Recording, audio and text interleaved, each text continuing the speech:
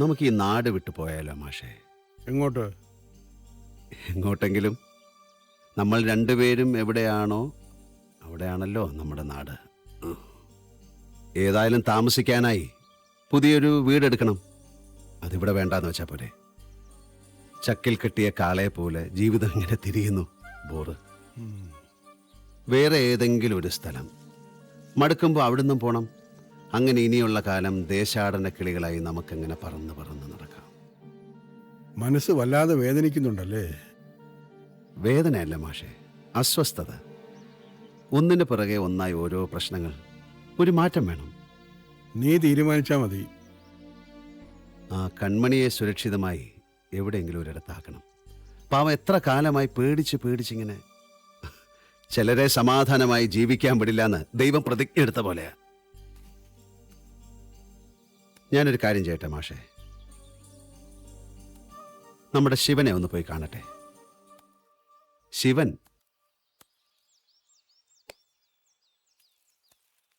പണ്ട് എനിക്ക് പകരം ജയിലിൽ പോകേണ്ടിയിരുന്ന യഥാർത്ഥ കക്ഷി. അത് അവനെ ഈ അടുത്ത് ഞാൻ കണ്ടിരുന്നു ടൗണിൽ വെച്ച്. പഴയ കാര്യങ്ങൾ ഓർമ്മിപ്പിക്കണ്ടെന്ന് വിചാരിച്ച മാഷിനോട് പറയായിരുന്നത്. അവൻ ഗൾഫൊക്കെ ഉപേക്ഷിച്ചു പോന്നു. ഇപ്പം കൊച്ചിയില്ല. അവിടെ ഫാദറിൻലായുടെ ബിസിനസ്സൊക്കെ ഏറ്റെടുത്ത് നടത്തുക, റിയൽ എസ്റ്റേറ്റ്. വലിയ സ്ഥിതിയില്ല. എന്നെ കണ്ട ഉടനെ ഓടി വന്ന് കെട്ടിപ്പിടിച്ചു. നീ തന്ന ദാനമാണ് എൻ്റെ ജീവിതം എന്നൊക്കെ പറഞ്ഞൊരൊറ്റ കരച്ചിൽ. ഞാനങ്ങ് വല്ലാതായിപ്പോയി. അന്നേ അവൻ എന്നെ ക്ഷണിച്ചതാ കൂടെ ചെല്ലാൻ. അവൻ വിചാരിച്ചാൽ ചിലപ്പോൾ ഒരു ബെറ്റർ ജോലി കിട്ടിക്കൂടുന്നില്ല. വേണ്ട മോനെ, ഈ കാണുമ്പം പറയുന്ന സ്നേഹമൊന്നും ഒരാവശ്യം വരുമ്പോൾ ഉണ്ടാവില്ല. ശരിയായിരിക്കാം. എല്ലാവരും അങ്ങനെ ആവണമെന്നില്ലല്ലോ. എനിക്ക് തോന്നുന്നു അവൻ്റെ മനസ്സിൽ ഇപ്പോഴും ആ വിങ്ങലുണ്ടെന്ന്. നമുക്ക് എന്തെങ്കിലും ഒരു സഹായം ചെയ്യാൻ സാധിച്ചാൽ ചിലപ്പോൾ അത് അവനൊരാശ്വാസമായല്ലോ. എന്തോ എനിക്കിപ്പോൾ ആരെയും വിശ്വസിക്കാൻ തോന്നുന്നില്ല. നമുക്കൊന്ന് വിശ്വസിച്ച് നോക്കാം. ജോലി എന്തെങ്കിലും ശരിയാവുകയാണെങ്കിൽ ഞാനൊരു താമസ സ്ഥലം കൂടെ നോക്കിയിട്ടേ തിരിച്ചു വരൂ. ആരോടും പറയുന്നില്ല. പറഞ്ഞാൽ പിന്നെ എന്തിനാ ഏതിനാന്നൊക്കെ വിശദീകരിക്കേണ്ടി വരും. ഇത് നമ്മൾ മാത്രം അറിയുന്ന ഒരു കുഞ്ഞ് സീക്രട്ട്. സമ്മതിച്ചോ? പോയി വാ.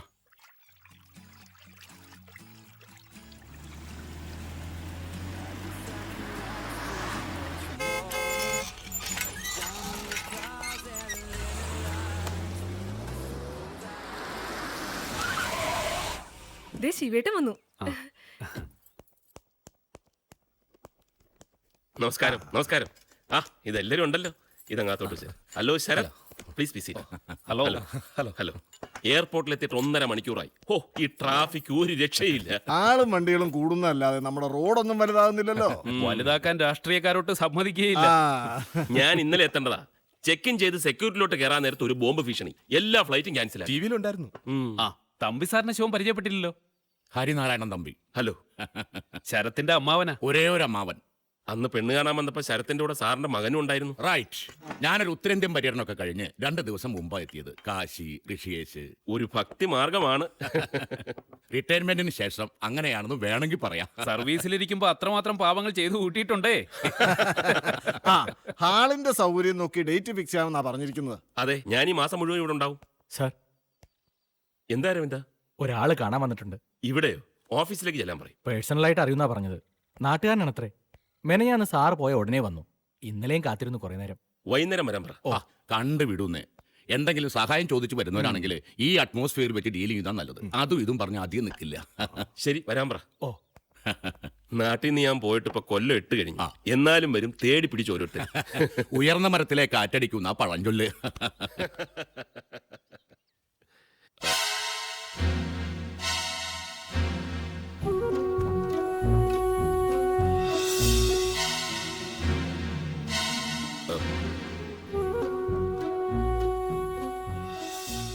സോറി, ഞാൻ പിന്നെ വരാം. ഏയ്, ഇത് നമ്മുടെ ജീവപര്യന്തല്ലേ. നീ എന്താടാ ഇവിടെ? പുതിയതായിട്ട് ആരെങ്കിലും തട്ടിയോ? ഞാൻ പൂജപ്പുരയിൽ ജയിലറായിരുന്നപ്പോ അവിടെ ഉണ്ടായിരുന്ന പാർട്ടിയാ. നിങ്ങൾ തമ്മിൽ എങ്ങനെയാ?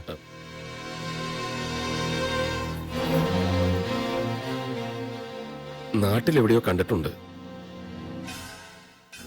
ഞാൻ ഈ ഗൾഫിലും ബിസിനസ്സിലും ഒക്കെ ആയിട്ട് കുറെ കാലം. അതുകൊണ്ട് വ്യക്തമായിട്ട് ഒരു ഓർമ്മ കിട്ടുന്നില്ല. ഏതായാലും പുറത്ത് വെയിറ്റ് ചെയ്യും. വാച്ച്മാനോട് പറഞ്ഞ ഔട്ട് ഹൗസ് കാണിച്ചു തരും. ഫ്രീ ആവുമ്പോ ഞാൻ വിളിപ്പിക്കാം.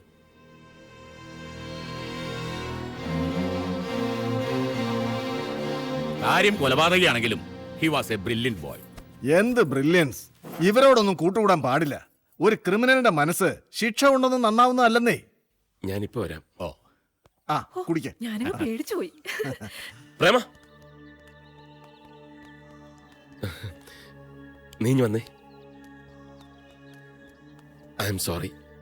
പെട്ടെന്ന് അവരുടെയൊക്കെ മുമ്പ് വെച്ച് നിന്നെ കണ്ടപ്പോ എനിക്ക് എന്ത് പറയണമെന്നറിയാതായി.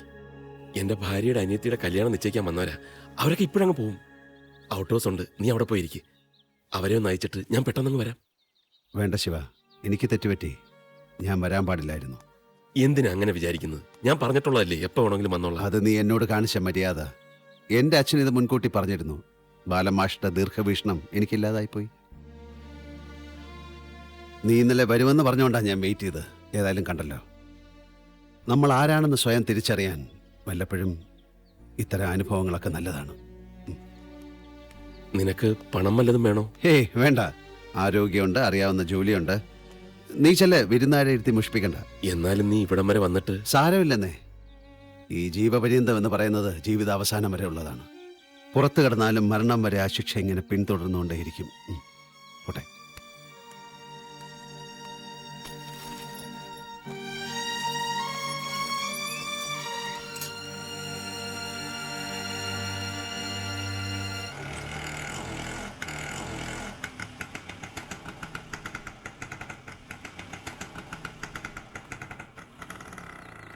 പ്രേമ, ആ, നീ എവിടെയായിരുന്നു? ഒരു യാത്ര വേണ്ടി വന്നു. വിചാരിച്ചാൽ 2-3 ദിവസം വൈകി. അതിനുള്ള വഴക്കിപ്പോ കേൾക്കാം. മാഷെ കണ്ട് അതും കേട്ടിട്ട് ഞാനിപ്പോ വരാം. നിക്ക്.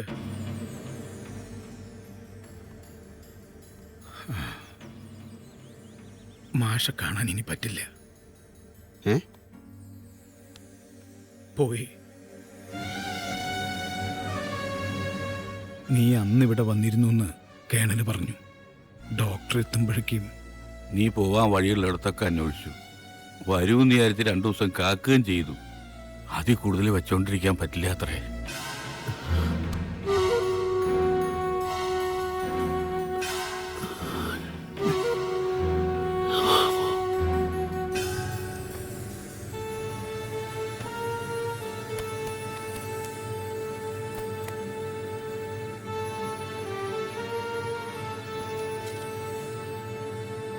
ചിതാഭസ്മം ഏതെങ്കിലും പുണ്യനദിയിൽ ഒഴുക്കണം.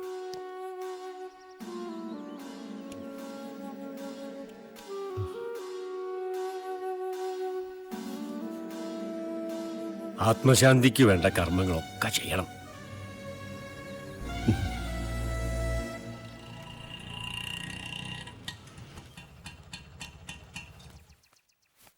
എഴുന്നേൽക്കൂ. വരൂ. കുറെ നേരമായി ഒരാളൊന്ന് കാത്തിരിക്കുന്നു. പേഷ്യന്റ് അല്ലാത്രേ. ദാ ഈ സ്ലിപ്പ് കാണിച്ചാൽ മതി എന്ന് പറഞ്ഞു.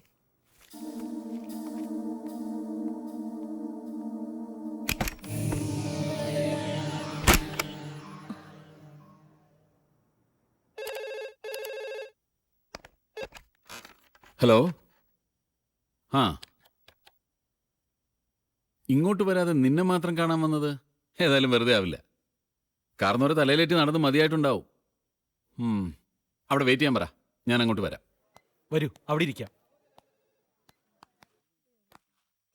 ഇവിടെ ഇരുന്നാ മതി. ഫ്രീ ആവുമ്പോ ഡോക്ടർ വരും.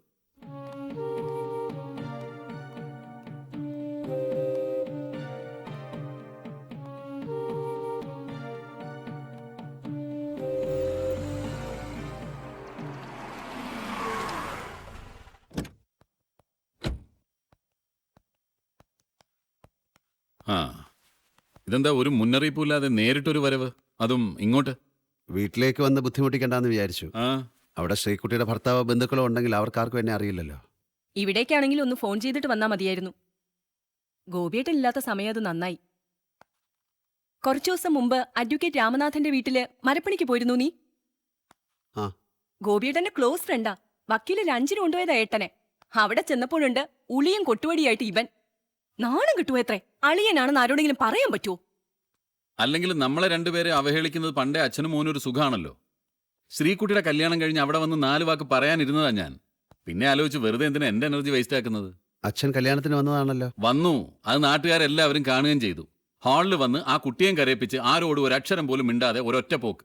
താലി കെട്ടുമ്പോഴും മോള് യാത്ര ചോദിക്കുമ്പോഴും വന്ന സകലരും അന്വേഷിച്ചു അച്ഛൻ വന്നിട്ട് എവിടെ പോയിന്ന്. എന്ത് സമാധാനം പറയും? സംഭവിച്ചത് എന്താണെന്നൊക്കെ എല്ലാവർക്കും അറിയാം. എന്റെ സ്റ്റാൻഡ് ചിലപ്പോൾ ഇഷ്ടപ്പെട്ടിട്ടുണ്ടാവില്ല. എന്ന് വെച്ചാൽ അച്ഛനെ നോക്കാൻ പറ്റില്ല എന്നൊന്നും ഞാൻ ഒരിക്കലും പറഞ്ഞിട്ടില്ല. ഉണ്ടോ? ഇവളും പറഞ്ഞിട്ടില്ല. ഞങ്ങൾ രണ്ടുപേരും മക്കളല്ല എന്ന മട്ടിലല്ലേ അച്ഛനെ ഇറങ്ങിപ്പോയത്. ഒരു ജനറേഷൻ ഗ്യാപ്പൊക്കെ എവിടെയുണ്ടാവും. അത് മനസ്സിലാക്കി അഡ്ജസ്റ്റ് ചെയ്ത് ജീവിക്കണം വയസ്സായാൽ. ഇനിയിപ്പോ ഒരു അഡ്ജസ്റ്റ്മെന്റും വേണ്ട. ചോദിക്കുന്നവരോടൊക്കെ ഞാനിപ്പോ പറയാറ് അച്ഛനൊരു തീർത്ഥാടനത്തിന് പോയെന്നാ. പണ്ടൊക്കെ അങ്ങനെ ഒരു പതിവുണ്ടായിരുന്നു. വയസ്സായാൽ കെട്ടും കെട്ടി കാശിക്കോ കൈലാസത്തിനോ മറ്റോ പോവും. തിരിച്ചു വന്നില്ലെങ്കിൽ മോക്ഷം കിട്ടിയെന്നാ വിശ്വാസം. വിശ്വാസമാക്കണ്ട.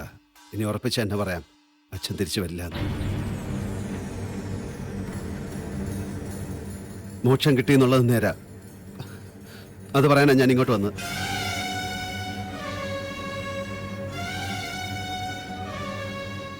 അന്ത്യകർമ്മങ്ങൾ ചെയ്യേണ്ടത് മുറപ്രകാരം മൂത്ത മകനാ.